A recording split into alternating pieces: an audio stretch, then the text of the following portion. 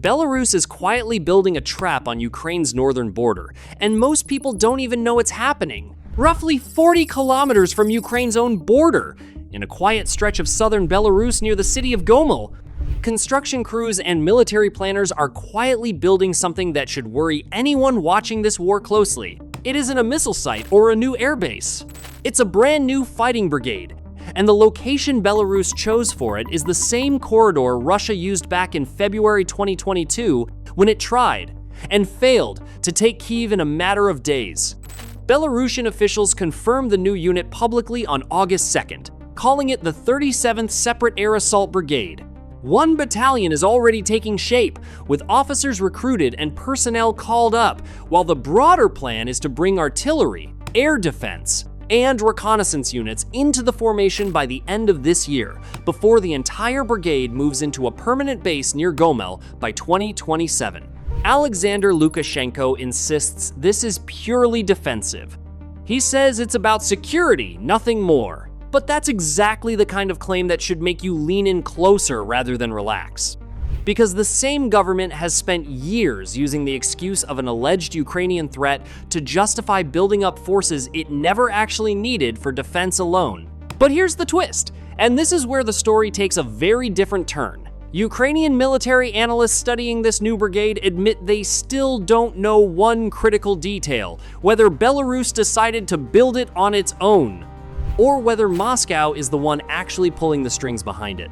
And if the answer turns out to be Russia, this brand new brigade sitting 40 kilometers from Ukraine's border could end up serving as cover for Russian troops entirely.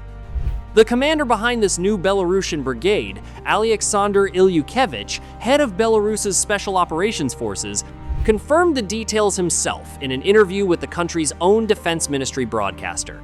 According to him, this isn't some small, symbolic gesture. It's a serious, fully resourced military buildup with a 2nd battalion, plus dedicated combat support units expected to be fully formed before the year is out. Belarus isn't building this from scratch on some empty patch of land either. The government has already committed state funding through 2028 for a full military garrison and training range in the Gomel region. Construction actually began back in 2023. Long before the public even knew the 37th Air Assault Brigade existed. Newly surfaced satellite images reveal a growing training ground near Yakimovka railway station in Gomel district, showing that this entire military infrastructure has been quietly taking shape for years behind the scenes. This also isn't Belarus's only unit of this kind. The country already runs 3 comparable air assault formations: the 103rd Brigade stationed in Vitebsk, the 5th Brigade near Minsk in Mariina Horka. Adding a 3rd, specifically positioned closest to Ukraine's own border, tells you exactly where Minsk's military attention is now focused. On July 22nd, Lukashenko went further still, personally ordering special operations units to spread out along the entire length of Ukraine's border with Belarus, again describing it publicly as a matter of security rather than any kind of offensive preparation. Ukraine's own state border guard service has been watching this closely, and for now, Andriy Demchenko has reported that forces deployed there don't represent a direct threat to Ukraine. Military analyst Ivan Tymachko put the real uncertainty here in plain terms. Right now, there simply isn't enough intelligence available to fully judge how serious this threat actually is. 2 questions remain unanswered: whether Minsk made this decision entirely on its own, or whether Moscow directed it, and exactly how many troops and what kind of weaponry this new brigade will actually field once complete. Ukraine isn't taking any chances either way. Ukrainian Foreign Minister Andriy Sybiha has already warned that any act of Belarusian aggression would receive a mirror response, meaning Kyiv is prepared to treat an attack launched from Belarus exactly the same way it would treat an attack coming directly from Russia. Belarus isn't just building one brigade either. It's actively running military operations across its entire 1,084-kilometer border with Ukraine, concentrated heavily in the Gomel and Brest regions. Rather than massing one large invasion force in a single spot, Minsk is using a strategy built on constant rotations, quiet mobilizations, and surprise exercises, all designed to keep Ukrainian defenses stretched thin without ever crossing the line into an act that would trigger a full military response. In the eastern part of the Gomel region, close to the Chernobyl exclusion zone bordering Kyiv and Chernihiv, Belarus has deployed anti-aircraft missile units and radio-technical units specifically to monitor the airspace there. Over in the Brest region, bordering Ukraine's Volyn and Rivne areas, Belarus regularly deploys troops from its 38th Airborne Assault Brigade alongside motorized rifle units, running frequent mechanized checkpoint operations at crossing points like Makrani and Ivanova. Two air bases, Zyabrovka and Lunanets, originally built up by Russian forces, now function as logistics hubs, electronic warfare centers, and drone launch points, all heavily guarded by Belarusian air defense crews. Perhaps the most revealing detail came from Lukashenko himself during a July conference call, where he acknowledged that Belarus is struggling with a serious shortage of military personnel and appeared to suggest an unusually blunt solution, one that could expose just how desperate Minsk has become to fill the ranks along its southern border. В дефиците кадров одевать наручники. Всех, кто не умеет работать, в армию и на южную границу. В лес. Вот там наши ребята, силы специальных операций, по моему приказу рассредоточены по украинской. He ordered his defense minister to send underperforming officials and agricultural workers to guard the southern border, saying bluntly that anyone who fails to carry out orders should simply be sent to the army to sit in the forest if necessary. That kind of forced staffing hasn't stopped Ukraine from taking the buildup seriously. As reported by Ukrainian Commander-in-Chief Oleksandr Syrsky, Kyiv is now forming brand new unmanned systems units specifically dedicated to the Belarusian border, meaning specialized military resources that could otherwise reinforce the Eastern Front are instead being permanently committed to the north. Ukrainian intelligence officials have gone further, stating directly that Moscow is actively pressuring Belarus to expand its military commitments specifically to distract and drain Ukraine's defensive resources. And the pressure campaign isn't staying purely military either.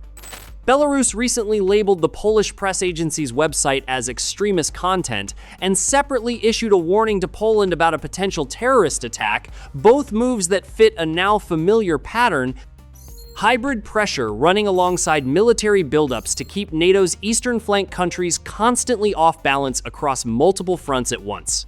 While Belarus keeps building brigades and running troops through the Gomel forests, Ukraine hasn't sat back and simply watched. Ukraine's own Operational Command West has spent months turning the entire 1,085-kilometer border with Belarus into something virtually impenetrable, a fortified line stretching all the way from the Volyn region in the west to Chernihiv in the east. That fortification isn't some vague gesture either. It includes kilometers of dug-in field positions, dragon teeth built specifically to block enemies' armored vehicles, and hardened firing positions running the full length of the border. In the most vulnerable stretches, Ukraine has laid mine and explosive barriers specifically designed to stop military vehicles dead in their tracks the moment any offensive tries to push through. Even the Chernobyl exclusion zone, sitting just 12 kilometers from Belarusian territory, hasn't been left out of this buildup. Fresh trenches have been dug there, and anti-drone netting has gone up across the area, protecting one of the most sensitive and symbolically loaded pieces of land in the entire country. Demchenko didn't mince words about why any of this matters either. He described the Belarus border plainly as a risk zone, one where Russia, or Belarus itself, if it finally caves to enough pressure, could pull the country more actively into this war. That pressure isn't some abstract theory either, it comes straight from the top. Back in mid-May, President Zelensky stated publicly that Russia was actively considering new operations against Ukraine launched from Belarusian territory, and Moscow had intensified its efforts to drag Minsk further into the war, holding additional contacts directly with Lukashenko. Now, here's where this situation takes an unexpected turn. Before we reveal what happened next, do us a favor, hit that like button and subscribe to The Frontline Show. Trust us, you do not want to miss what is coming.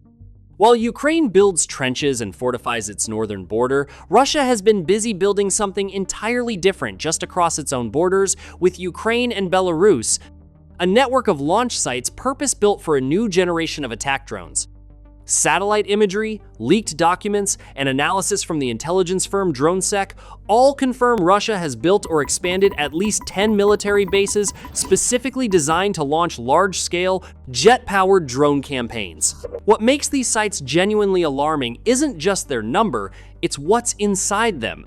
Analysts identified 59 mechanical launch rails spread across those 10 hubs, essentially catapult systems that completely replace the need for a traditional airport runway.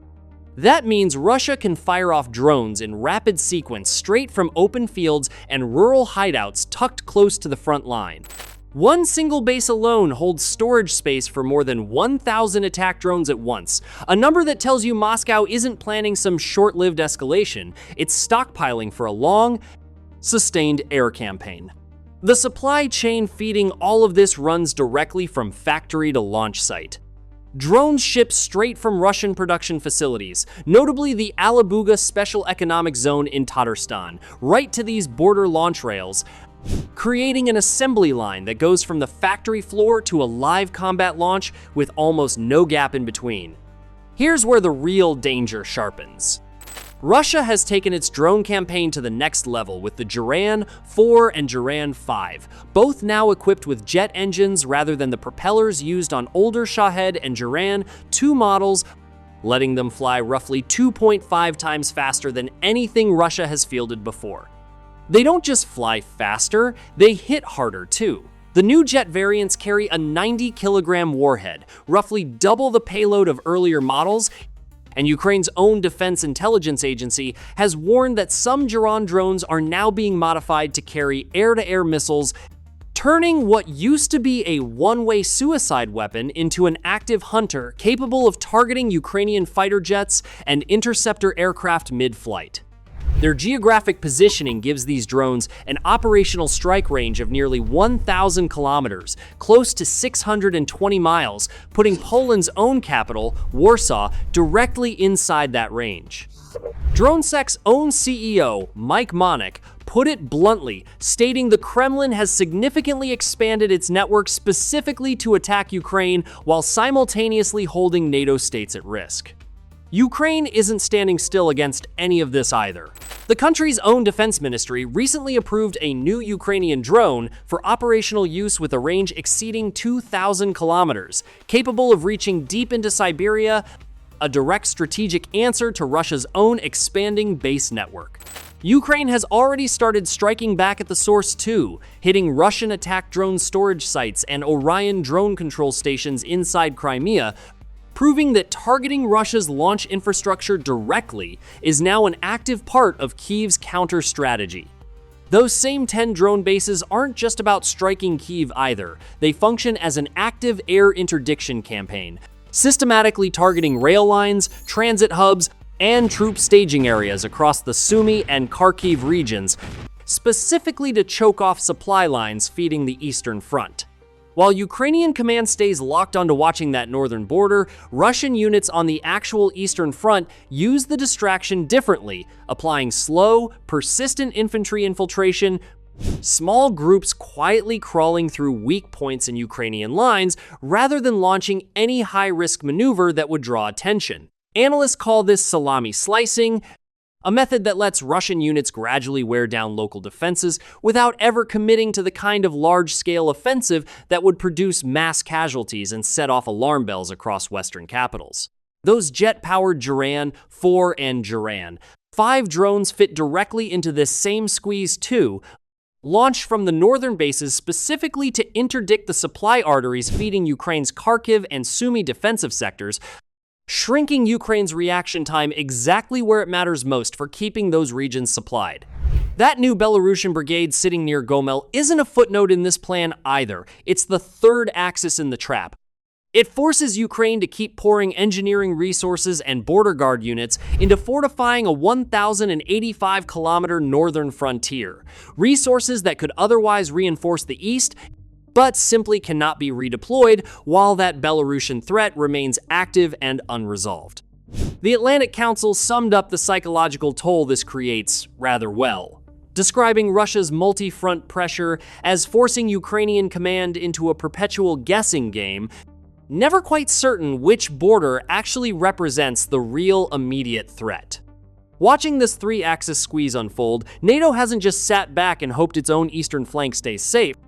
The alliance is building something called the Eastern Flank Deterrence Initiative, a network linking thousands of drones, sensors, and satellites through artificial intelligence, designed to track threats along the entire NATO border with Russia and Belarus, stretching from northern Finland all the way down to the Black Sea. This isn't your typical slow-moving military bureaucracy either. NATO is basically building an AI kill web to stop Russian forces in their tracks, sending threat information straight from sensors to the people who need to act on it, cutting out layer after layer of command that would normally slow everything down. U.S. Army Major Brian Hobeck confirmed exactly how fast this thing can move. If Russia struck a NATO member, that data would reach the alliance's command hub in Wiesbaden, Germany, and a response could launch in as little as 5 minutes. That Wiesbaden hub isn't just American either. It's staffed with military personnel from the United States, Canada, Lithuania, Poland, Germany, and other allied nations, all feeding into one shared, real-time data exchange. The AI at the center of it can cross-reference drone detections against satellite imagery, sensor readings, and radar data all at once, then route the finished picture straight to NATO commanders, cutting out the human bottlenecks that used to slow threat identification down to a crawl. This effort has real money behind it too. On the 7th of July, 2026, NATO officially launched a $40 billion initiative called Drone Edge, a 5-year program built specifically using lessons pulled straight from Russia's war against Ukraine, aimed at strengthening counter-drone capability across the entire alliance. Under that same program, member states have committed to increasing their number of trained drone operators 5-fold by the end of 2027. Inside Wiesbaden itself, engineers are moving at a pace that would have sounded like science fiction a decade ago, using 3D printing to design and test brand new drone parts on the very same day, compressing what used to take months of development down to hours. While NATO builds its digital shield, a very different kind of crisis is quietly building inside Russia's own financial system, and it's one that could hit Belarus even harder than it hits Moscow. Russia's own Center for Macroeconomic Analysis has confirmed a genuine banking crisis is already underway, with non-performing loans sitting above 10% for 3 straight months now, the exact threshold the IMF uses to define a systemic banking crisis. The numbers behind that warning are genuinely startling. In July 2026 alone, Sberbank estimated that 600 billion rubles in deposits got pulled out and converted into physical cash, and total cash circulating in the country has grown by 2 trillion rubles since January, creating a 2.5 trillion ruble liquidity gap inside Russia's entire banking system. One retail giant sits right in the middle of this looming storm too. Wildberries currently carries more than 1 trillion rubles in outstanding loans, with somewhere between 500 and 600 billion rubles of that borrowed directly from VTB, Russia's second largest bank, an institution already sitting on an estimated 3.5 trillion rubles in bad loans of its own. If Wildberries actually collapses, that same 500 to 600 billion rubles in fresh bad debt lands on VTB all at once, a shock that could trigger a cascade failure across Russia's entire financial system.